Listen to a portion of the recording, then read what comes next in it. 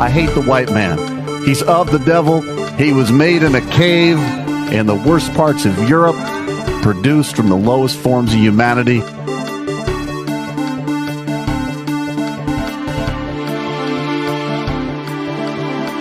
I don't know who created Pokemon Go,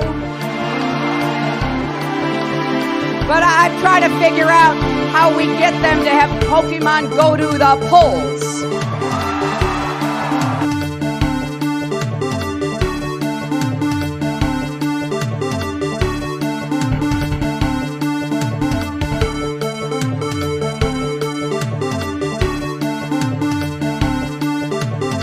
Running against the worst candidate in the history of presidential politics puts pressure on me. Could you imagine if I lose my whole life? What am I going to do? I'm going to say, I lost to the worst candidate in the history of politics. I'm not going to feel so good. Maybe I'll have to leave the country. I don't know.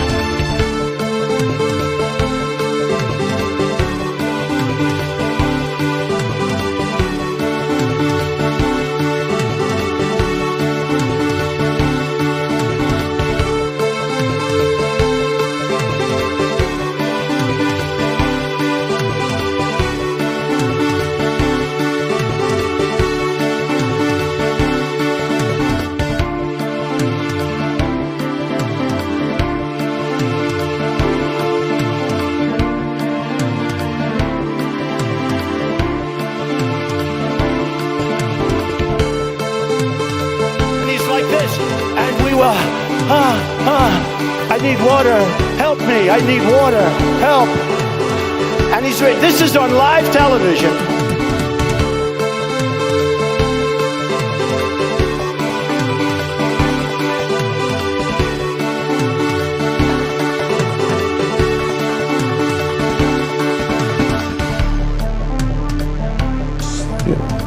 I eat extra sharp, that's what I eat.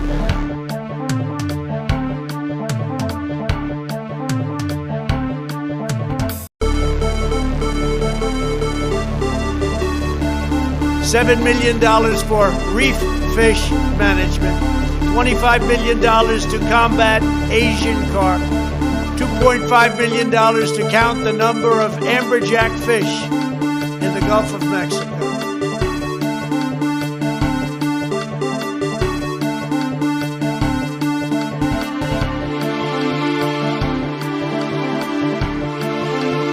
So today, on behalf of the United States, I want to thank every Olympian and Paralympian. And that was just incredible. And what happened with the Paralympics was so incredible and so inspiring to me. And I watched. It's a little tough to watch too much, but I watched as much as I could. It was.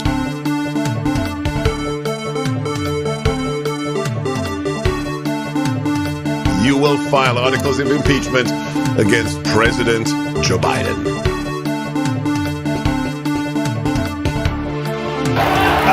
Unbelievable. So Brandon, I agree.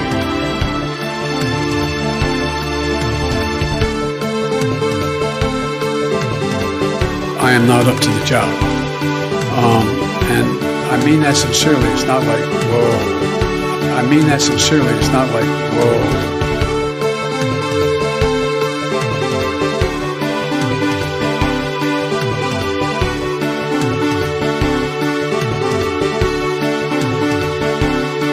I liked beer. I still like beer. But I did not drink beer to the point of blacking out.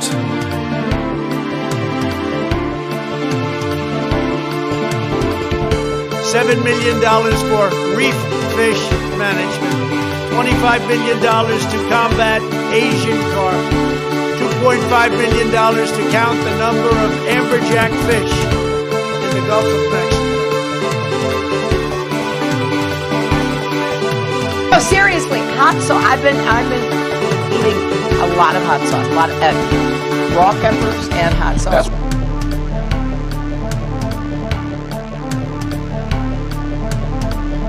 Here's the polls, Jack.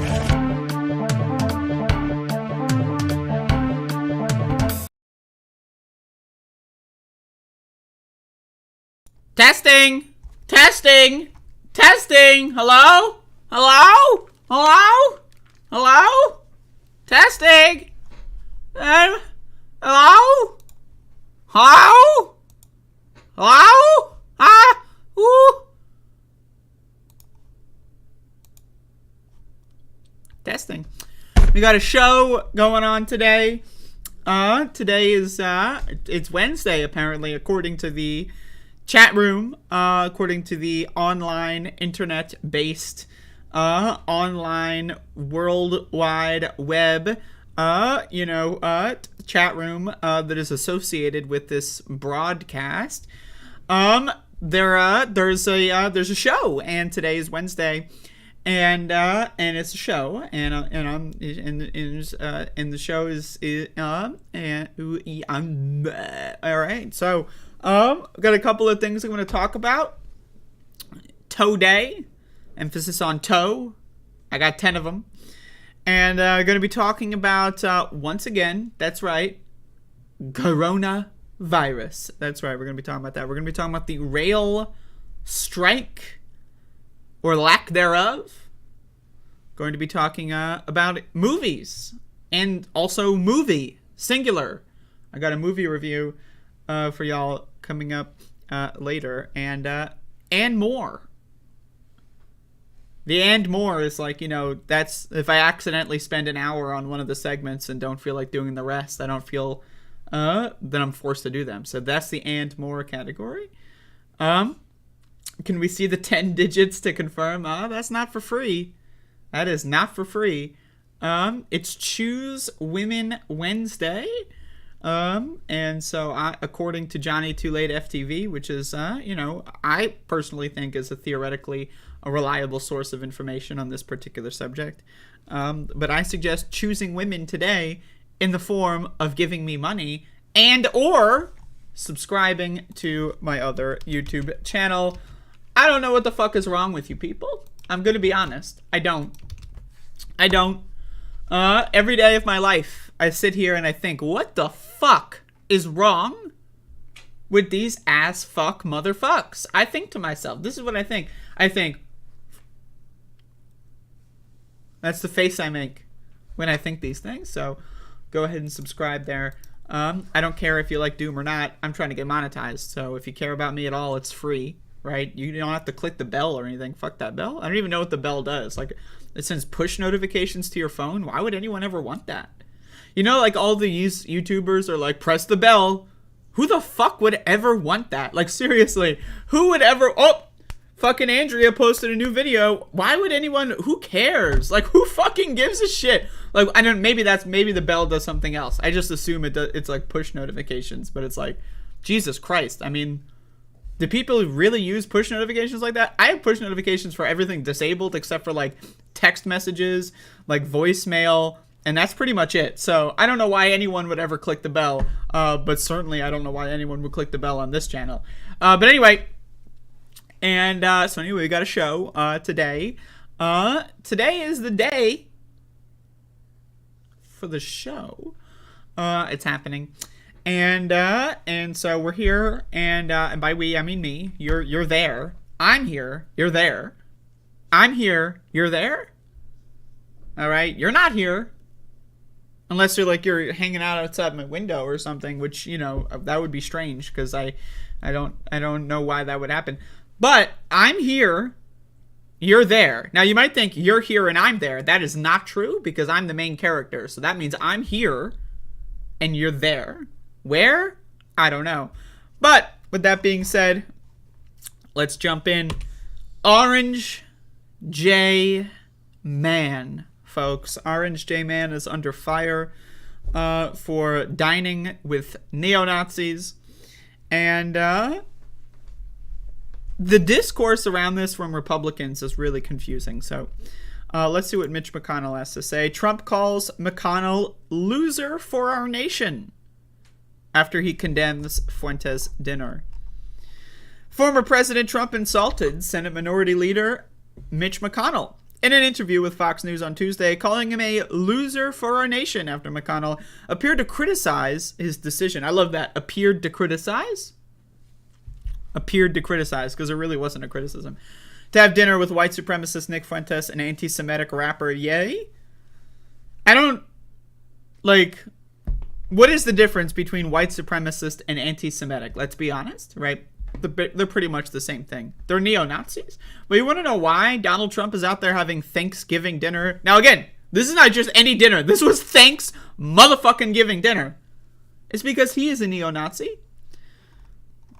The dinner has divided the GOP, with some playing it down and others denouncing the move.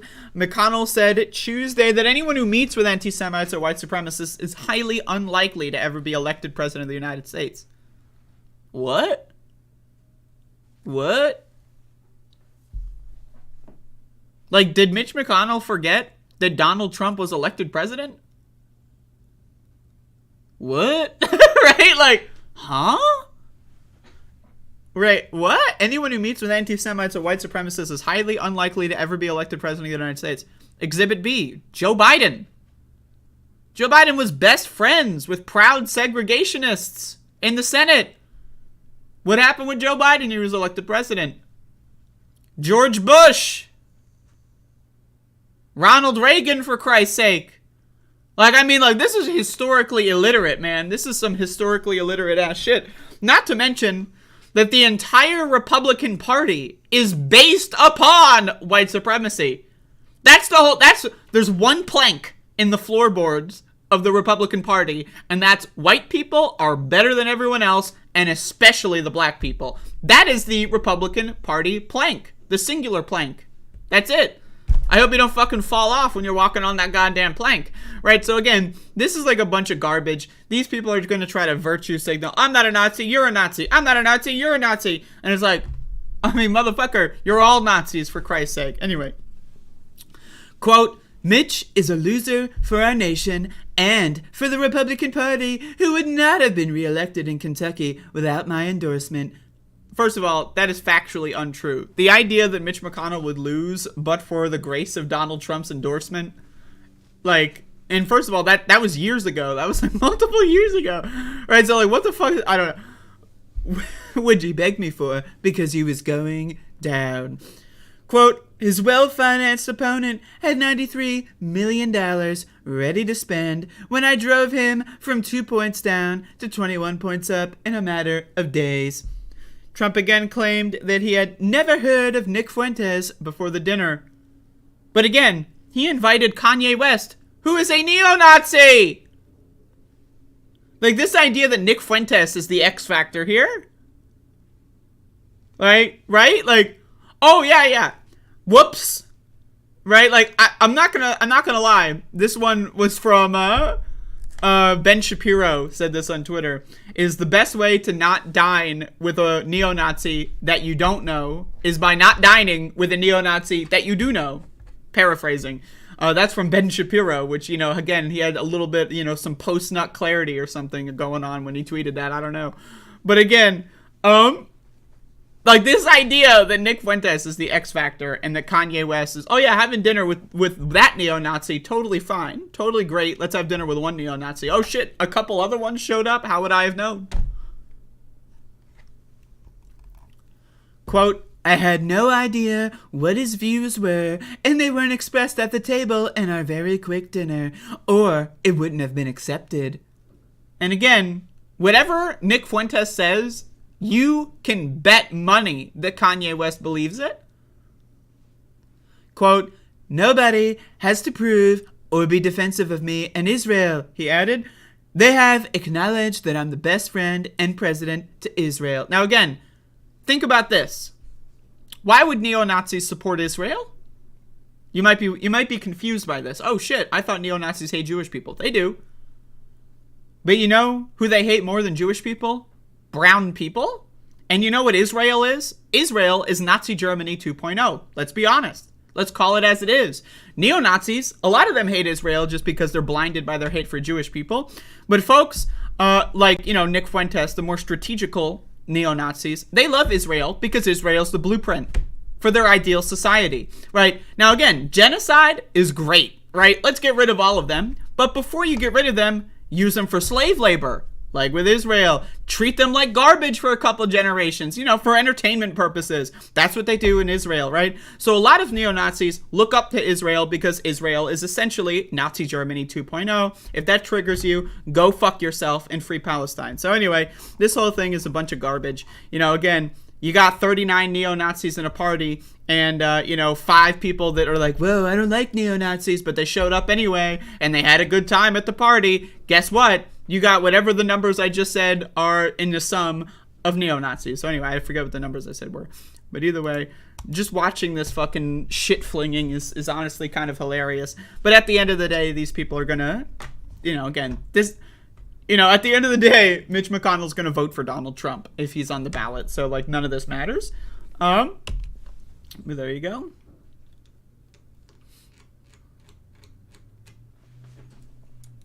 Yep, 44 Nazis. I just came up with random numbers, but... Oh...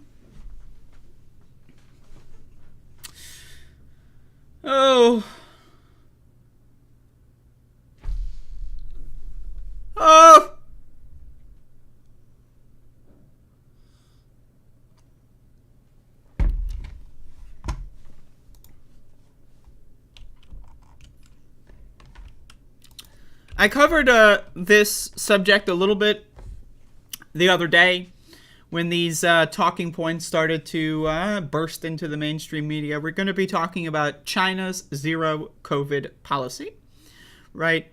Again, is China's government great? No. China's government, for the most part, is pretty bad when it comes to human rights, when it comes to equality, when it comes to freedom. All right, I'll say it. But guess what? So is the United States of America. Both of these countries, governmentally speaking, are fucking garbage. Now again, the United States is a little bit better when it comes to equality than China. China is a little bit better when it comes to food security, housing security than the United States. They both have their ups and downs, but for the most part, both countries are garbage.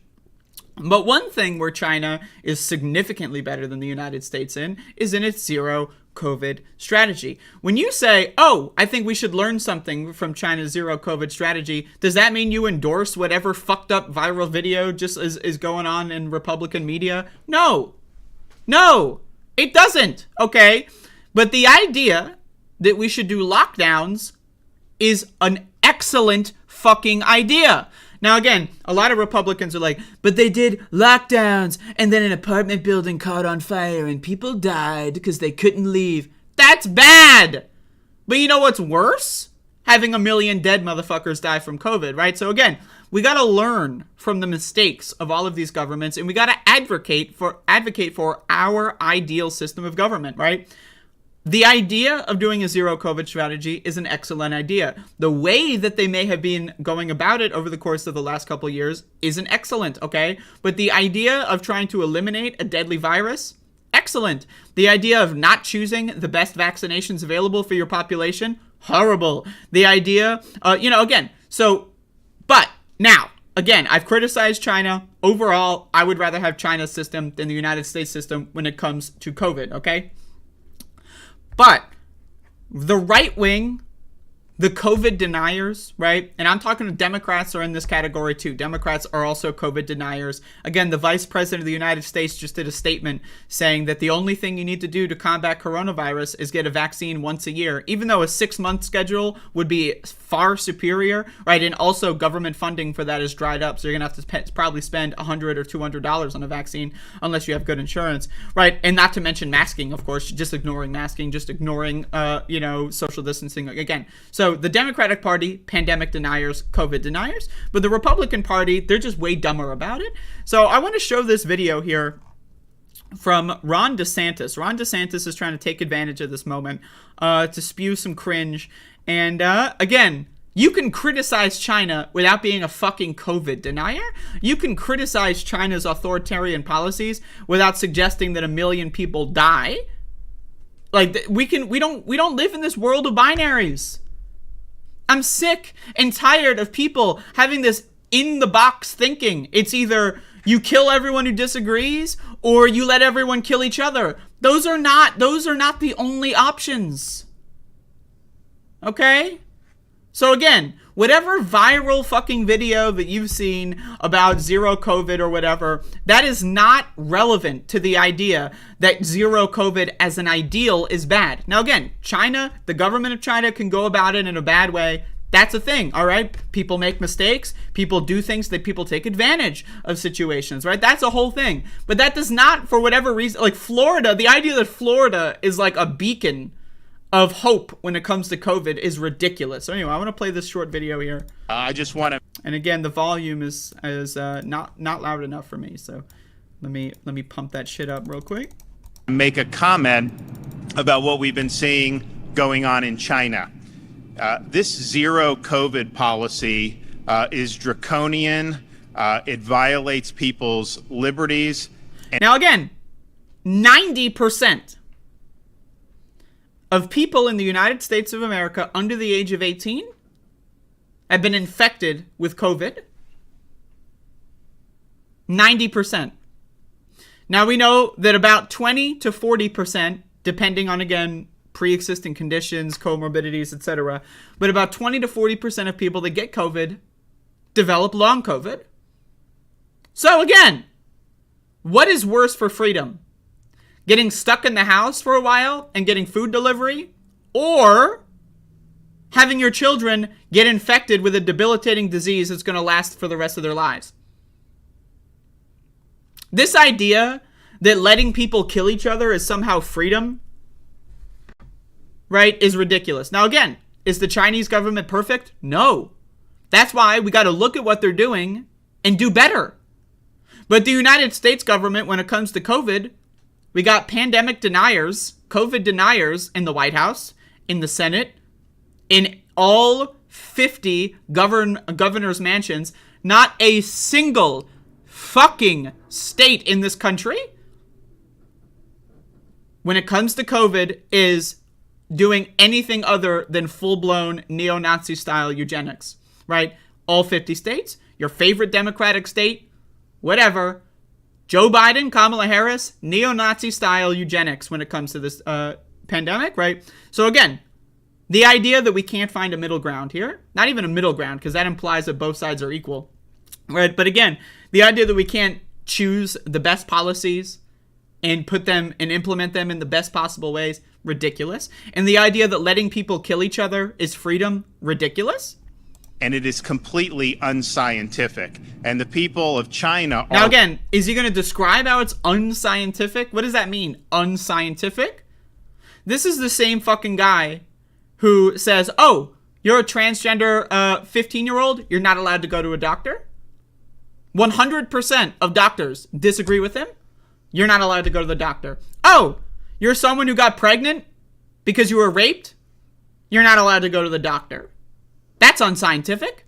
Oh, you're going to have a hemorrhage and a stillbirth and they might kill you? Not allowed to go to the doctor? Freedom, baby. Freedom. Right, so again, we got to figure out as a country how to fucking discern this propaganda bullshit coming at you from every fucking side, right? China's government, not perfect. But when you say China's government is not perfect, does that mean all of a sudden that I support the United States approach to COVID? Absolutely not. Right? So again, but most Americans, they're just fucking lost. Most Americans are just fucking sheep. They're zombies. They're wandering around. They don't know what the fuck's going on and they don't care. They just believe whatever side that speaks the nicest to them. And, you know, whenever, you know, someone else comes along and talks a little bit nicer, they're just going to go in that direction. Most Americans are fucking morons. Right to be able to speak out and protest against what the Chinese Communist Party is doing. This CCP has a maniacal desire to exert total control over its population. Zero COVID is really just the pretext for them to do what they want to do anyways. So again, can we criticize China's government? Absolutely. China's government, when it comes to police brutality, is horrible. Horrible. Again, if you looked at the Hong Kong protests in 2019, you would see a lot of people were killed. But I also want to suggest to you that maybe when it comes to police brutality, sitting in the state of Florida in the United States, maybe you don't have the best perspective on how police brutality could be bad in other countries. When you are advocating to give people who kill protesters more rights in your state, maybe you're not the best person for the job when discussing police brutality in another country. And all of the police brutality we saw in China, in Hong Kong, and again throughout zero COVID, pales in comparison to whatever viral video of the week in the United States when a black man is executed in the street for no reason. Right? So again, these are not the people that you got to listen to when you want to think about a criticism of China. And that is not a model that can work over the long term. The people in China are finally speaking out. Now, again, what are the people? What are the people? Now, again, are there protests in China? Sure. Was there a protest at the Capitol on January 6th? Sure. Then, guess what? Not everyone agreed with that shit.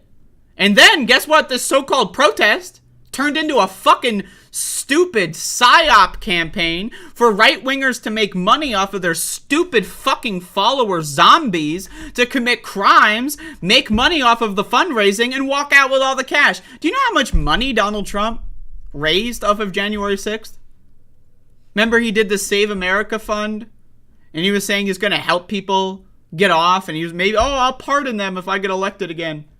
And then he ran out the back with all the cash while his followers ran in to the Capitol and did a bunch of stupid fucking shit and got arrested. And some of them got killed. Right? So again, also another thing, you don't speak Mandarin. I don't speak Mandarin. Right? So there's so many viral videos going around on social media, Facebook, Twitter now especially. Twitter's probably more of a disinformation outlet than Facebook at this point with Elon Musk, right?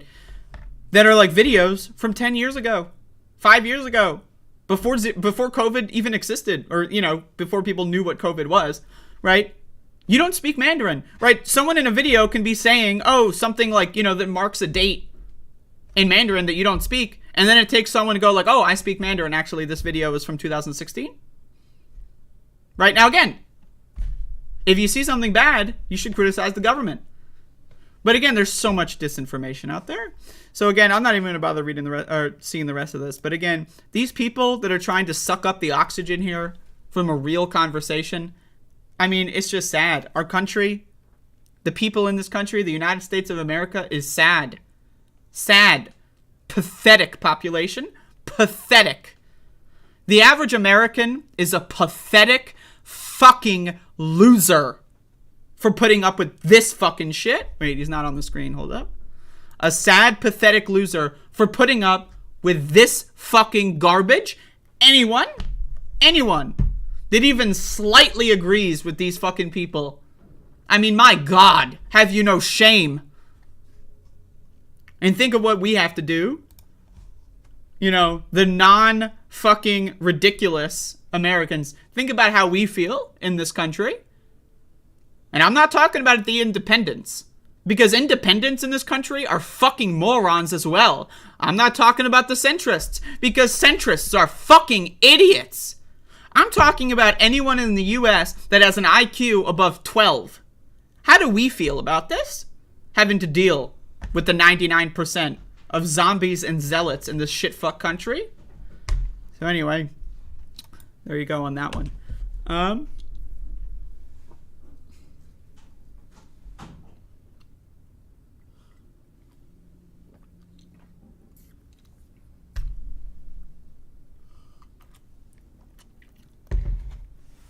drinking some fucking coffee right now. Let me just tell you.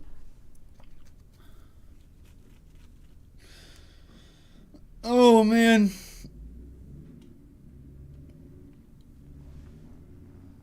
Oh, my back. Oh!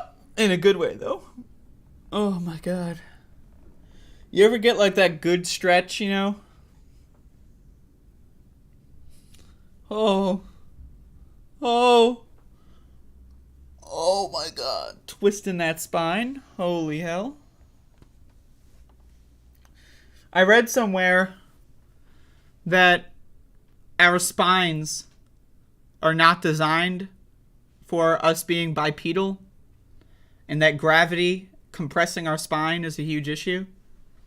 You know, again, the spine was invented, you know, when we were still walking on all fours, right? So the idea that when we advance to being bipedal, walking on 2 feet, and our hands are like, woo, that our spine did not keep up with that. So that's why a lot of people have spine issues. You know, it's a very common back pain, all that. So, you know, as a result of, you know, God doesn't exist. Yeah, God exists, right? He made us in his spitting image so that we all develop back problems. Sounds like a fucked up God to me. Sounds like a stupid ass bitch to me. But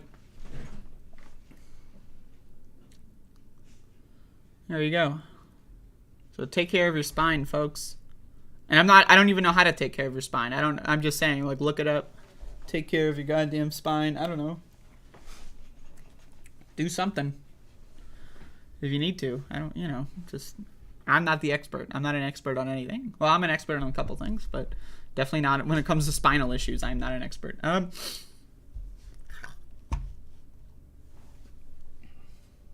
You gotta have really good posture. Look at me. Oh, my posture. Oh, my posture is so excellent. Oh, yes.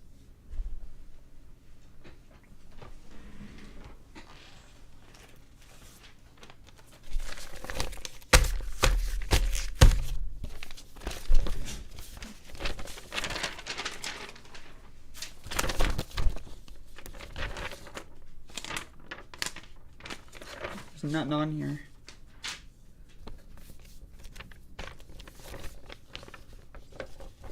There's a Max. Folks, I'd like to show everyone my best friend in the whole wide world, Max the dog, who is now shy. Max, put your head back up. Ooh! Ooh! Ooh! So, there you go. That's Max the dog.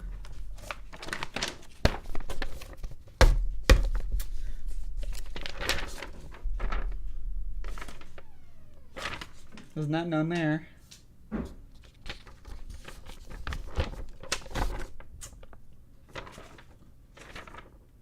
Nothing on here either. I got a bunch of blank paper. Look at this. What the fuck do I do with blank paper? Jesus Christ. Anyway. Reminder to join the channel today so that you can post Max the dog's happy face. Maybe I'll get some more emotion icons in there.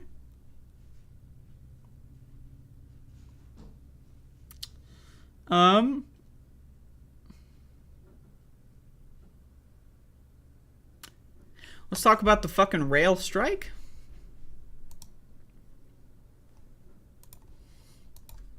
So I want to start this segment by telling everyone watching this video and watching my live stream, I am not an expert. I am not an expert on this subject, okay, at all. So I highly recommend if you watch my segment and you still feel a little bit confused, because at this point, as I'm recording the segment, I'm a little bit confused as well. I highly recommend doing more research into this, and if you find anything that you think I would like to know or that you think is missing from the segment, please leave a comment or, in the live chat, if I miss something or miss a detail, feel free to let me know. So there is a imminent rail strike going on. Now, what that means is railway workers, are wanting to go on strike. And again, these railways are often used for the supply line to ship goods from one area of the country. Let's say something is imported in Florida and it wants to be, go all the way up to Maine or something. They'd use a railway for that. And because the United States supply line is so dependent on these rails, the United States government has power to intervene in negotiations here. I don't know why. From my understanding, I read a couple of sources. I have a Vox article here I want to read that has a little bit of history in it. But again, I am not an expert on why the U.S. government intervenes or can intervene or is intervening. But anyway, I want to read this from Vox because I thought this is, it's got some good information in here, and I'm going to go off of it. A potential rail strike has Democrats in an awkward bind. Rail workers are upset they don't have paid sick days. Congress probably won't help. On Monday evening, President Joe Biden urged Congress to end the risk of a potential rail strike that could bring U.S. commerce to a halt by forcing labor unions to accept an agreement the administration helped negotiate. Now, when you think of the word agreement, what do you think of? Think to yourself. Think, like, just spitball. Say it in the comment section. Say it in the chat. Agreement. Agreement, to me, indicates every party involved has reached a compromise that they're okay with. So, there is no agreement. So, anyone telling you that there is an agreement reached is lying. They are lying to you. If there was an agreement reached, we wouldn't be in this situation. If there was an agreement reached, Congress wouldn't be doing anything. If there was an agreement reached, Joe Biden wouldn't be making a statement. Now, once again, Joe Biden calls himself the most pro-labor president in history. Now, I think FDR would have a couple of words with that. But let's be honest. Up until now, has Joe Biden really had, like, maybe he said a couple nice words about the Amazon union drives. He had Chris Smalls at the Oval Office, right? But up until now, has he really had to do anything? Has he really had to weigh in on anything? Other than just, like, lending some kind words? Up until now, the answer is really no. It's all virtue signaling, right? And, once again, I want to remind everyone. I am not up to the job. And I mean that sincerely. It's not like, whoa. Quote, I am calling on Congress to pass legislation immediately to adopt the tentative agreement. Now, what does tentative mean? Tentative agreement? What? It's not tentative, and it's not an agreement, right? But again, between railroad workers and operators without any modifications or delay to avert a potentially crippling national rail shutdown, Biden said in a statement. The Biden administration averted a rail strike in September by brokering a deal that increased worker pay, but that failed to address concerns on-call workers have about paid sick days. Now, you might be wondering, paid sick days? Okay, think about this. Now, 4 of the 12 rail unions involved in the contract ratification discussions are pushing for more negotiations. Those 4 unions, which represent 55% of the rail workers affected by an agreement, have rejected the deal because it doesn't offer the paid sick time they've asked for. Currently, rail workers do not receive any paid sick days and have to use vacation time. Now, again, all the while, we are in the midst of a pandemic where the 3rd leading cause of death in the United States of America is COVID-19. And one of the, according to the government, this is a vital part of the supply chain. And they don't get any sick days in the middle of a pandemic while the White House is pretending COVID's over.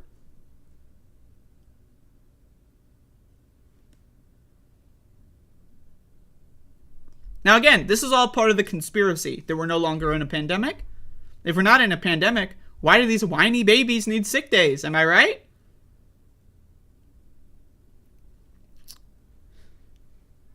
Eight unions have supported the agreement, which also contained a 24% pay increase over 5 years and 1 additional personal day. Oh, 1 additional personal day. Wow. But all 12 of the unions, which cover more than 115,000 workers, would participate in the event of a strike since they're unlikely to cross each other's picket lines.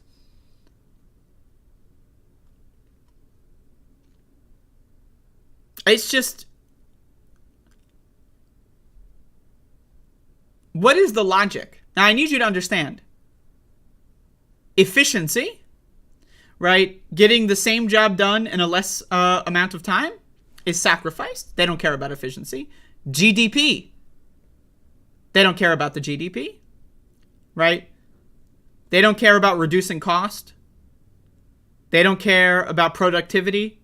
They care about control, and they care about enslaving their workforce.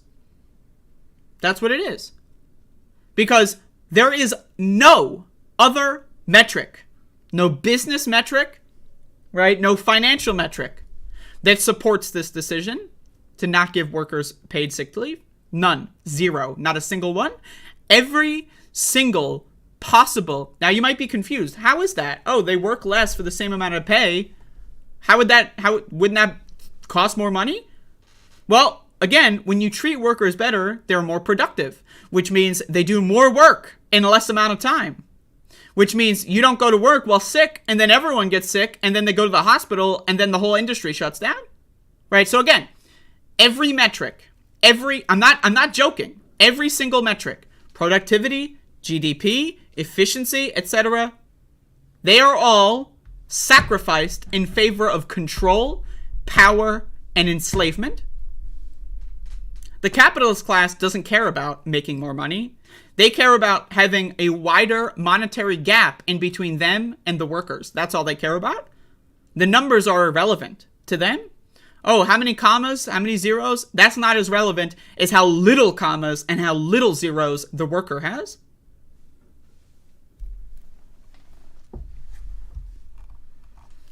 Biden is pushing Congress to act quickly as the deadline to reach an agreement is December 9. And he doesn't think negotiations are heading toward a settlement. Why is that? Now, again, this is the pro-labor guy. Why doesn't he do legislation in support of the workers and say, hey, these big bosses, what the fuck is wrong with you? Give workers their sick days. Why is it that, oh, they can't reach an agreement, so I have to choose the side that has all the power at the expense of the workers?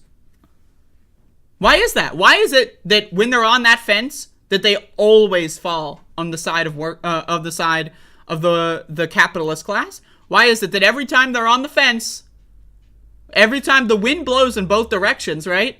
But every single time they fall on that side, they fall on the side of serving power.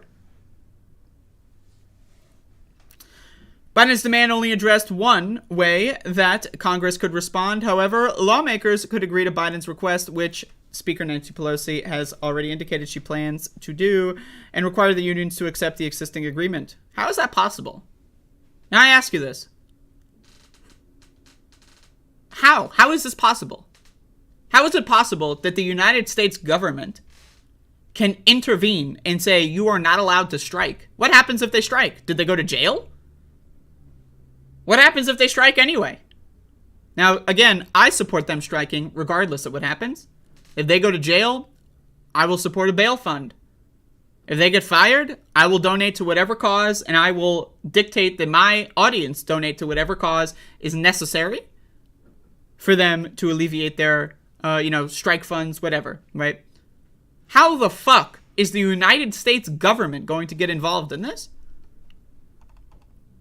Now, again, all of this, the dangerous delays, blah, blah, blah, the supply chain, again, all of the hand-wringing and crying, you can make all of those same arguments in support of the workers and against the bosses. You can say, oh, why are the bosses being so fucking ridiculous? They're not giving the workers any sick leave? Don't they know that the supply chain is at risk? Right, so again, all of the talking points, they could easily be used for either position.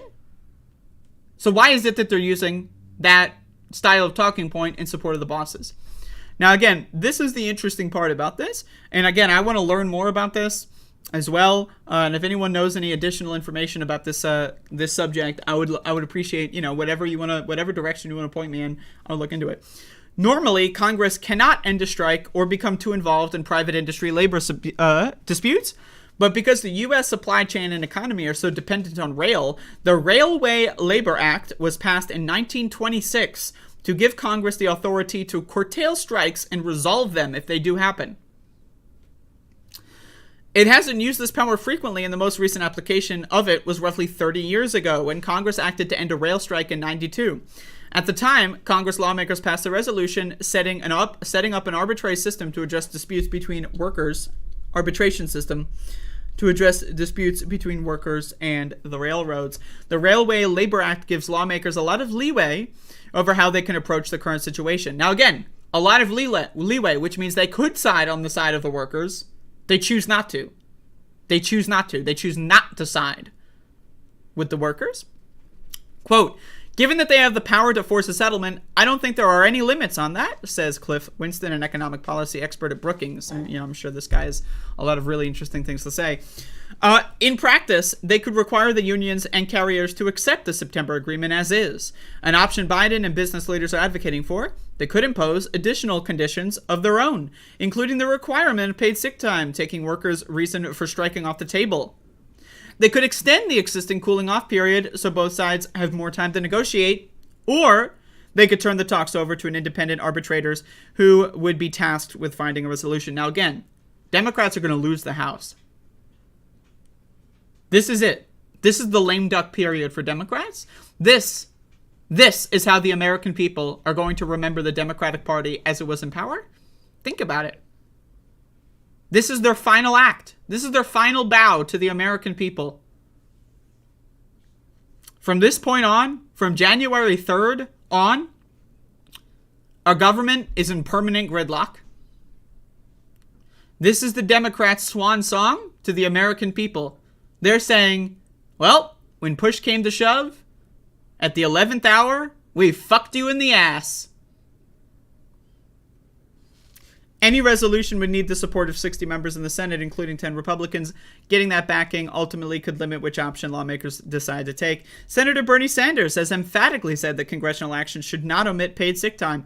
Bernie Sanders is advocating for 7 days of paid sick leave, which is the middle ground in between 15 and 0.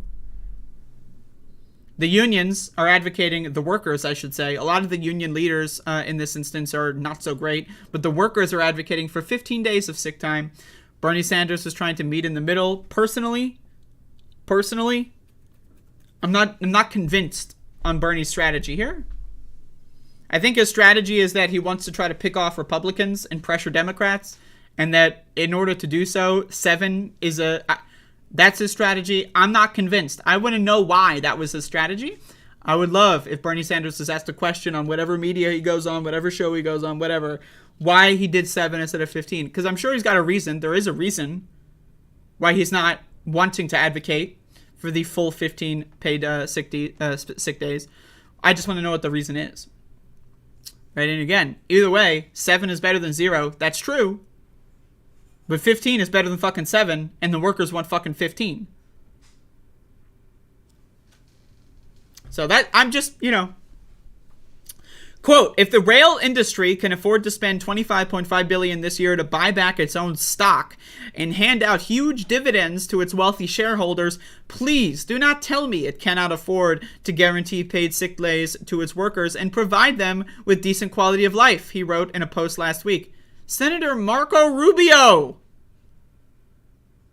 Say that again. Senator Marco Rubio has spoken out about finding a deal that incorporates more worker demands. Now again, do I think Marco Rubio genuinely supports this? No. He is doing a branding exercise to try to peel off voters away from Democrats, and it's working. It works. It works. Think about it. Joe Biden, the self-avowed most pro-labor president in American history, is getting outflanked by Marco fucking Rubio? It's a total disaster. Now again, if Joe Biden weren't an egomaniacal piece of fucking human garbage, he would see the reaction to what he's been saying over the last couple days and backtrack. He would go like, you know what? Fuck it, you're right. I was wrong. They need more sick days. That's what he would do. You think Nancy Pelosi and Chuck Schumer would buck the president? Maybe. Call him out. But Joe Biden, he's again an egomaniac. He's not going to backtrack. Even though he knows that this is going to make him unpopular, He is so afraid, his narcissism is so afraid of backtracking and admitting that he was wrong, that he's just going to fucking, again, brute force all the way through. Previously, though, Republican Senators Richard Burr and Roger Wicker pushed a resolution that would force workers to adhere to the contract without changes. And Pelosi has already said that the House will vote on legislation this Wednesday, that's today, that would push workers to accept this existing contract. Quote, this week, the House will take up a bill adopting the tentative agreement. Again, it's not tentative and there is no agreement.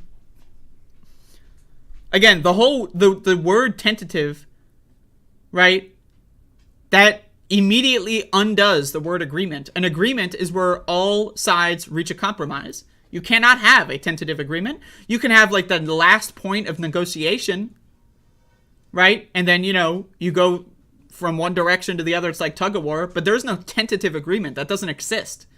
That's not a thing. It's not real. That's made up. But do Americans know what tentative means? Do they know what agreement means? No, Americans are fucking illiterate monsters, right? They're zombies. They don't fucking know anything, so. With no poison pills or changes to the negotiated terms, and send it to the Senate, she said in a statement. It is my hope that this necessary strike-averting... Now again, necessary, correct. Strike-averting legislation, correct, will earn a strongly bipartisan vote. It is necessary, and it is strike-averting, but again, they could fall on the side of the workers. They could fall on the side of the bosses. All the talking points of how necessary it is, how it could damage the economy, it's made up. It has nothing, logically speaking, it has nothing to do with their decision of voting in favor of the bosses. The level of damage to the U.S. economy has nothing to do, right, with their final decision to support the bosses. So when they go out there and say the U.S. economy is at risk, it's at risk, it's at risk, oh, we're going to have economic collapse or whatever, that has nothing to do with their position. They made it up. And Americans are too fucking stupid to really get this shit. Biden referred to himself as a proud pro-labor president, blah, blah, blah. So I want to play this. Was circulating the rounds on Twitter.com. This is a compilation of CNN clips. This is how CNN is treating this situation. Now again, the 1926 Railway Labor Act, whatever it is, gives Congress the power to err on the side of the bosses or on the side of the workers. And again, none of these arguments support their decision to vote in favor of bosses. This is misdirection. This is purposeful disinformation, right? The point of disinformation, right, is to send you off in a spiraling confusion in a direction that makes it so that you can't properly engage in the logic. None of this has anything to do with their decision to vote in favor of bosses. None of it. None of it. But watch this shit. A rail strike is one of the... I gotta fucking boost the audio here. A rail strike is one of the most disruptive and expensive things that can happen to an economy. A rail shutdown or strike would disrupt supply chains. A strike means food prices could skyrocket. Many experts are saying would be an economic catastrophe. Now again, all of what they're saying, I need you to understand this. All of what they're saying is factually true. This whole compilation is 100% factually true. And yet, it is still disinformation because they're all saying this stuff in support of the decision to vote in favor of bosses, which it has nothing to do with that. It has nothing to do with the decision to vote in favor of the bosses. Right? This is purposeful disinformation. Right? This is like when, again, Republicans love to use the word facts. Oh, I just care about facts. I care about facts. But they say facts in contexts that don't even make any sense. It's purposefully misleading. And that is why it qualifies as disinformation. Yes, this strike could destroy the U.S. economy. What does this have to do with the decision to vote in favor of the bosses? It has nothing to do with that. That could mean a big shortage and massive price hikes. Even gas prices could increase. And it also could cost the economy $1 billion within the first week. That would cripple the economy. I'm not setting aside the concerns of your members, but are you and your members willing to stop the rails, in effect, and accept those costs to the U.S. economy. Why is it that unions are the ones destroying the economy and not the bosses that are, again, abusing the workforce? Isn't that strange? It's always the unions. In a pandemic, again, all of this, think about this. I know that mainstream media, I know that all of your family members, I know every podcast on YouTube has completely entered pandemic denialism. I'm one of the only people that actually cares about, health and well-being in the world. And I hope that everyone in my chat agrees with me, right, on that. But all the while, the third leading cause of death in this country is COVID-19. What are the 1 and 2 leading causes of death? Heart disease, which is, again, a group of hundreds of different diseases. So can you really say that that's the leading cause of death? And cancer, again, another grouping of hundreds of different diseases, right? COVID-19, one singular disease. So you can make the argument that COVID-19 is the leading cause of death if you decouple and degroup the first and second leading causes of death being heart disease and cancer, right? So again, that's debatable. Again, it's a cluster of different kinds of diseases. It's easier to, to explain that in charts and stuff. But you can make the argument that COVID is a leading cause of death in this country. All of this is happening because rail workers want more than 0 paid sick days. In a pandemic where there's 1 million dead motherfuckers. Do you believe a strike is worth it if it cripples the U.S. economy and costs up to $2 billion? Do these fucking morons not understand leverage? Now again, whatever the workers do, if they do strike, even if it means that they get fired, and, Congress hires a bunch of scabs,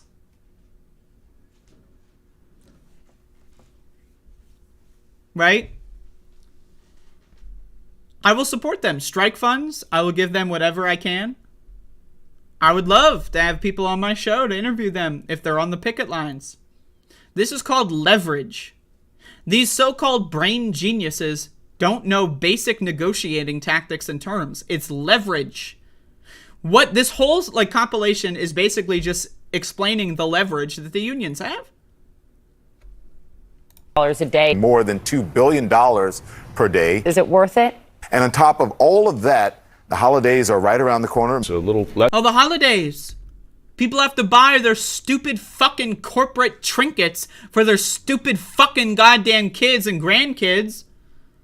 Dear heavens. How are we going to buy our 15th wreath when the supply line is being destroyed by the unions? The bosses. Are they going to invite bosses on? Nah. It's always the unions. It's always their fault. Less than a month right before Christmas here. Especially right before the holidays. President Biden warning if that happened, it would devastate the economy if we had a strike like that. So joining me now to talk. And again, all true. That's the thing. Someone can say something that is 100% factual, and in the context of the situation, it can still be blatant, malicious disinformation. And that's what this is. That's what this compilation shows. It is blatant, disgusting, malicious disinformation, and yet 100% factual. Talk about this and a lot more is Bank of America. It's Brian Moynihan, chairman and CEO, one of the biggest banks in the world. That's a good way to end it there. So again, I am not the most educated person when it comes to the Railway Labor Act or whatever it is. I would like to do more research on this. But again, this all happening during a pandemic because workers don't want to deal with 0 sick days. 0. This so-called tentative agreement, which isn't a thing. There is no such thing as a tentative agreement. Doesn't exist. Has 0 sick days in a pandemic where debatably the leading cause of death is COVID-19.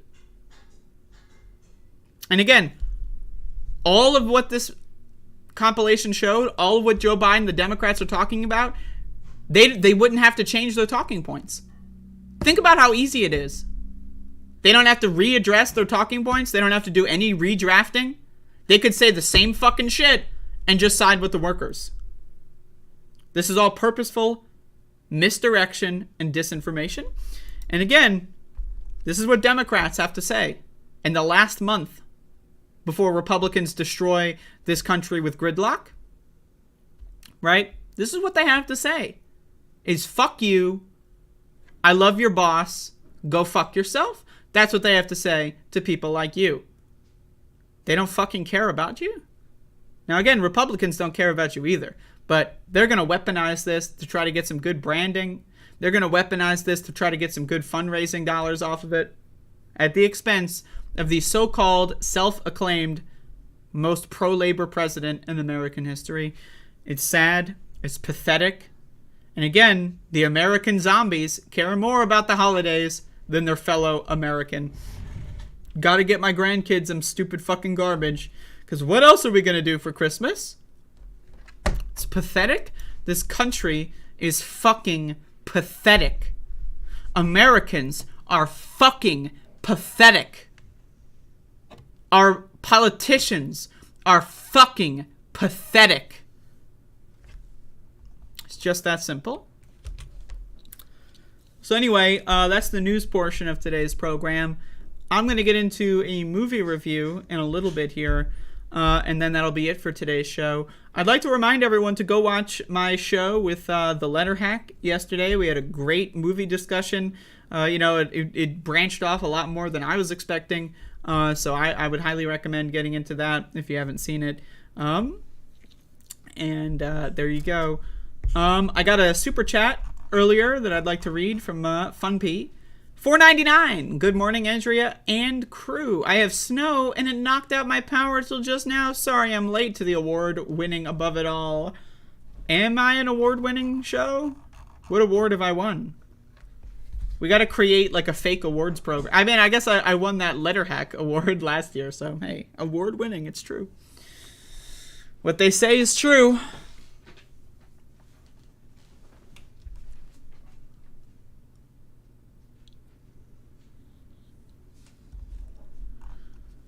I started dating another vegetarian, but she almost immediately started eating meat after 8 years of being vegetarian. Like, what the fuck? It was supposed to go the other way.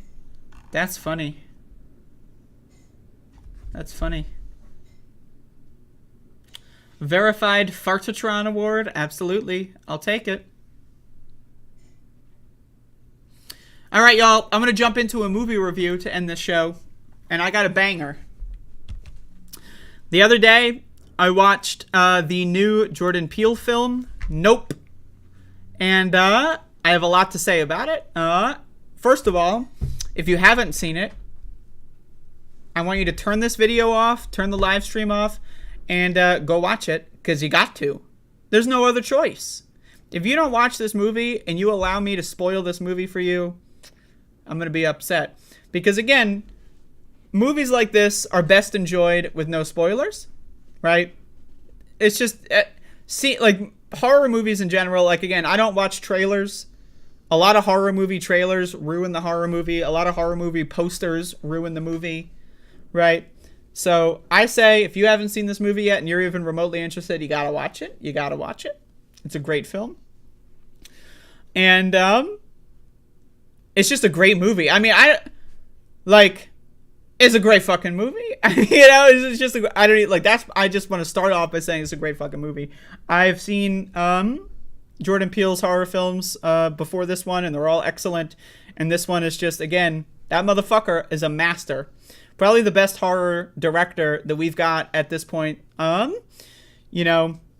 It's really good. So, Nope is it's an alien movie. It's a UFO movie. There's a lot of like Ancient Aliens references and stuff that I love. About a family of horse ranchers that rent out and do stunts with horses with Hollywood, right? So it's they have a bunch of horses that they train them to work with humans and to do stunts in movies and other kinds of stuff. And they're a family-owned business dating back all the way up until the movie business started originally. And so one of the key parts of this film is whether or not you can control nature is one of the key aspects of this film. Another aspect of this film is one of the characters involved in a neighboring ranch was a former child actor who was on set when they were doing a show in the 1990s in universe. This is not like in universe. They were doing a show in the 1990s that had a monkey on set, and the monkey went crazy and killed everyone. And so that kind of is like the backdrop for the whole film. Like, should we be trying to tame certain kinds of nature? Is it worth it? Again, I personally think it's animal abuse to I personally think it's animal abuse to eat meat. It's animal abuse. If you have people eating meat in a movie, then you can't say no animals were harmed in the production of this film, because that's a lie. I think in a lot of instances, having real animals in movies is abusive. I'm not sure, again, it's up in the air. But either way, the monkey in this movie is CG, so, no problem there. But again, so that the movie opens with like the monkey like killing people, and then you don't really know what's going on, and then you get like an extended scene in the middle of the movie. I thought it was excellent. And the child actor who survived that incident grew up to like, make a name off of that incident. And they one of the core aspects of their character is that they bury their trauma, and that they try to profit off of their trauma, in a way that doesn't re-traumatize them, right? And it's like, it's a sad thing, but it's like, it's how capitalism works. If you have something bad happen to you and everyone hears about it, then that's marketing. That's how you promote yourself. Yeah, I'm the child actor who survived a traumatic incident where a monkey killed all of my coworkers. It's fucked up. But again, it explores how child actors are abused. It explores how people that endure trauma have to just re-traumatize themselves, re-trigger themselves over and over again if they want financial gain in a lot of instances. And again, so you have the family of horse ranchers. Again, their business is not doing so well because their father was killed in a freak accident. It's explained as a plane crash happens, and then like a bunch of like metal objects fall from the sky. One of them falls in their dad's face through their eyeball, and it ends up killing them. And that happens, and then 6 months later, the story picks up, and the business is struggling. They're not doing so well. Again, they have to sell their horses to the neighboring ranch who's building an amusement park with their horses. And it's just kind of a sad state of affairs. Work isn't doing, work is not going well. They're getting fired. It's a really bad time. And, there's a brother and a sister, and their relationship is kind of strained, but, it's not like it's super strained or anything, but it's like, she's off doing her own thing. She doesn't want to be involved in the family business. She wants to make her own way. And the brother is like, I want to keep the legacy alive. I want to make sure that, the fire doesn't die. We've had this in the family for generations, right? But both of them are extremely understandable and reasonable positions. And then, after a while, they start to bond a little bit again over, this weird stuff that's been going on, right? The horses are, going crazy. They're escaping from their, from what is it, like a stable, I guess. They're escaping and they're running around. Like, I think this whole movie is shot in like a giant desert. And a lot of the film is shot in IMAX, and it looks fucking incredible, right? You see, there's so many scenes in this film where just look at the poster, right? Look at the poster, and there's so many scenes where it's just, you see like one of the characters, and there's like, they're a speck, and you just see the whole, like, you see the mountains, you see the and it's, again, visually, right? The cinematography, excellent in this film. It's excellent. It's just real. It's 10 out of 10. Excellent. You see the wide shots are fucking incredible in this movie. And so basically the horses start going crazy, and then, that bleeds into the monkey thing I was talking about. And so again, it's about taming nature. Like, what's going on with the horses? Why are they going crazy? It's because they're fucking scared. It's because they're fucking scared because they know that there's another predator going on. And so they're originally they think it's a spaceship, but it turns out it's a biological organism in the shape of a flying saucer that is flying around, creating fake clouds as camouflage, and in the dark of night flying around and abducting people to eat them, abducting horses to eat them, biological creatures on Earth to consume them. I gotta say, my favorite scene in this film is, I think it's closer to the end, but still in the middle territory, when there's it's like the first major encounter with the alien, where they it's after they kill a lot of people. They have an anti-gravity thing. They've got like a hole, but it's like breathing power. They suck people in, right? And it creates like a vortex where, you know, people get sucked into their hole. You know, don't take that out of context. And there's one part of the film where the alien creature is above the family's ranch house, and like, you know, blood is leaking from the hole, and like the whole house, it's like some Amityville horror shit. Like the whole house is covered in blood. It's blood rain. And they're inside the house. They're freaking out. Again, the acting from the main characters. You've got the brother, the sister, and then there's like some guy from Fry's Electronics who's like helping them install a surveillance system, and they become friends over it. And they're inside. They're freaking the fuck out as blood is pouring on the windows. And again, there's like a wind vortex also. So it's not even the blood is going down, straight down, but it's going down and it's flying around. It was that scene incredible. And then for the rest of the movie, there's blood all over the house too, right? Like they don't clean it up, you know, they don't bust out the power washing kit and clean the house up. There's just blood all over the house for the rest of the movie, and it slowly fades over time, and just, you know, it's just blood stained. Like and it's just great. It's excellent.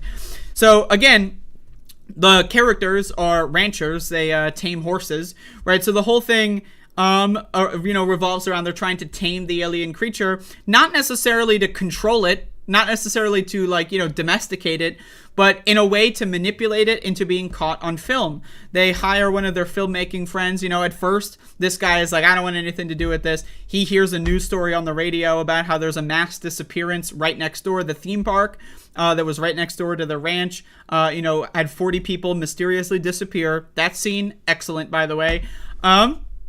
And so he hears about this on the radio and is like, oh shit, I gotta call those people back. He tries to get them on film. But again, one of the other parts of the alien is that it creates like this weird electricity field that destroys all electrical objects. So how are you going to record it on cameras when cameras are digital and run on battery power, and anything within a certain radius of this machine, it's not a machine, again, it's a biological creature, just turns off? Well, this guy is such a movie buff. He's got an old school hand crank camera that does not operate on electrical power. It's a film hand crank camera, and so that's what he uses to try to capture it.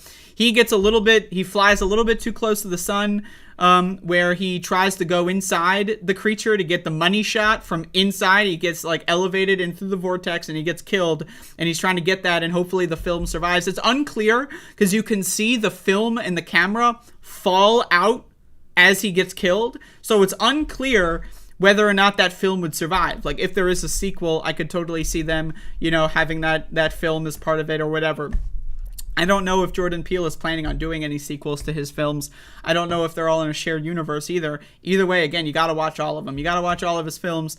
The horror films, they're just great. I've also been watching his comedy show with Keegan Key and Peele. It's very funny. I've been watching that too.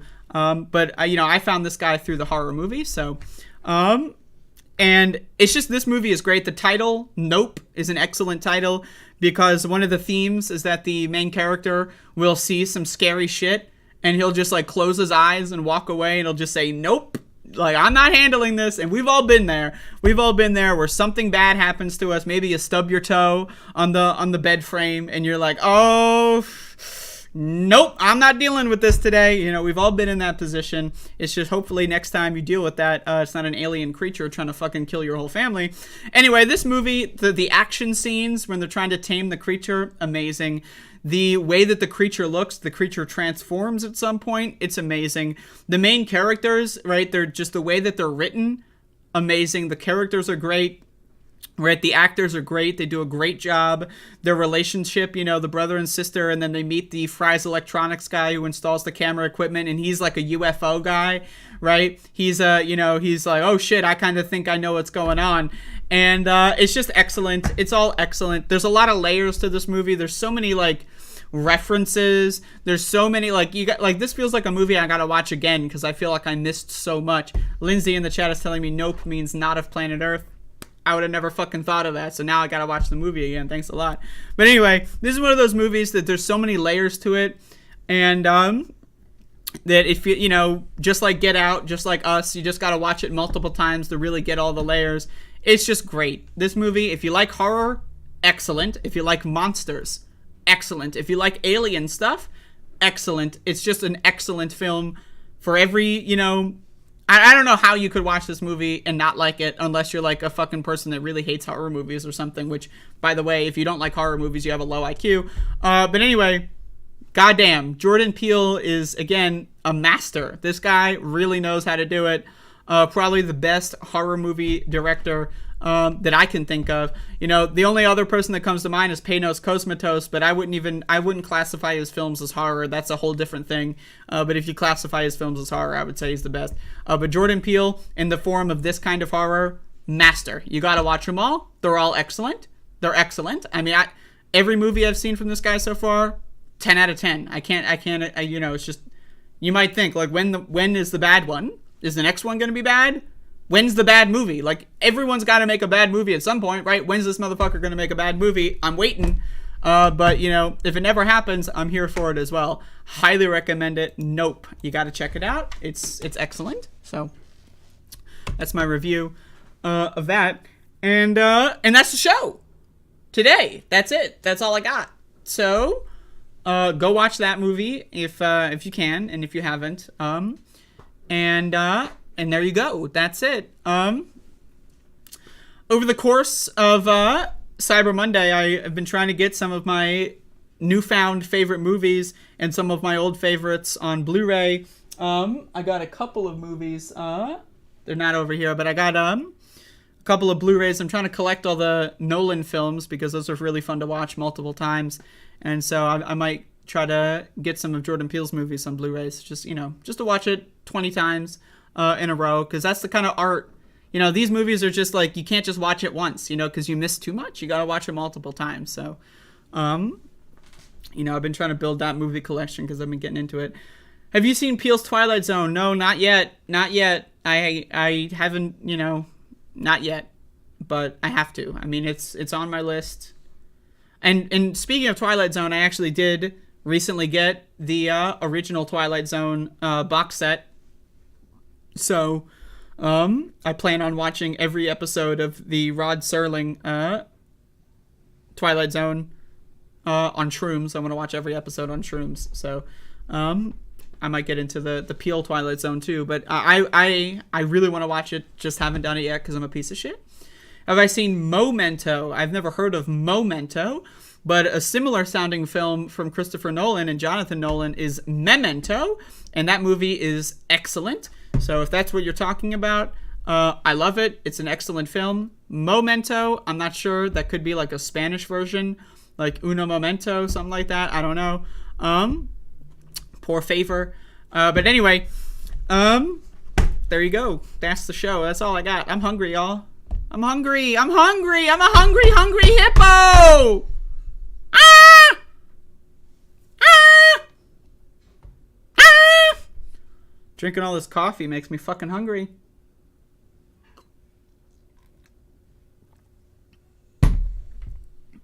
Wendell and Wild, produced by Peele, excellent animation. Gotta check it out. Yeah, I'm a Jordan Peele fan. I mean, I discovered him through the horror movies, right? But I've been trying to go back and see what else he's got up, and it's great. It's great. I've been watching Key and Peele.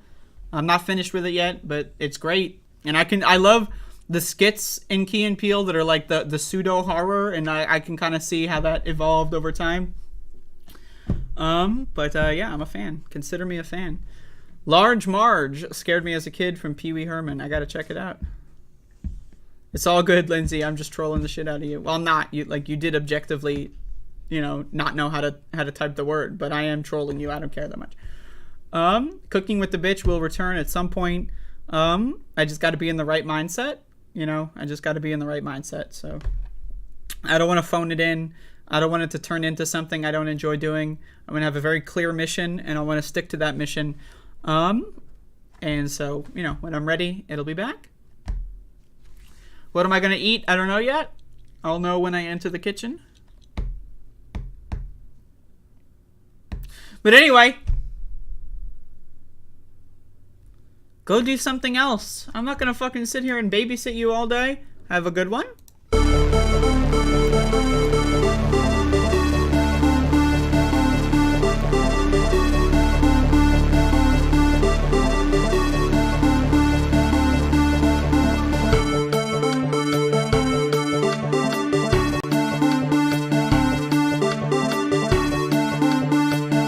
They had a very bad original concept. It was carried out poorly, and the cover-up was one of the worst in the history of cover-ups. Very simple. Bad deal, should have never been thought of. Somebody really messed up, and they had the worst cover-up ever. And where it should have stopped is at the deal standpoint, when they thought about it. Because whoever thought of that idea, I think is in big trouble. I don't know who created Pokemon Go, but I'm trying to figure out how we get them to have Pokemon go to the polls.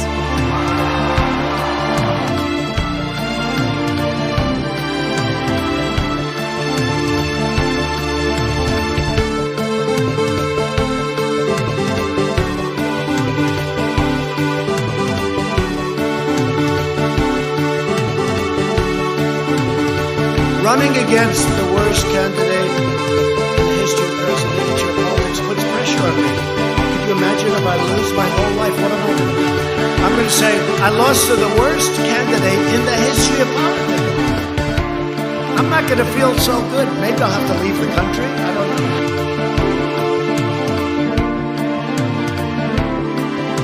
It is time for us to do what we have been doing, and that time is every day. Every day it is time for us to agree. I mean, the fossil fuel industry,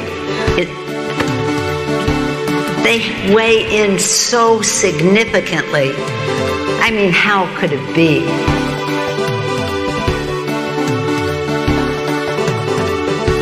I am not up to the job. And I mean that sincerely. It's not like, whoa,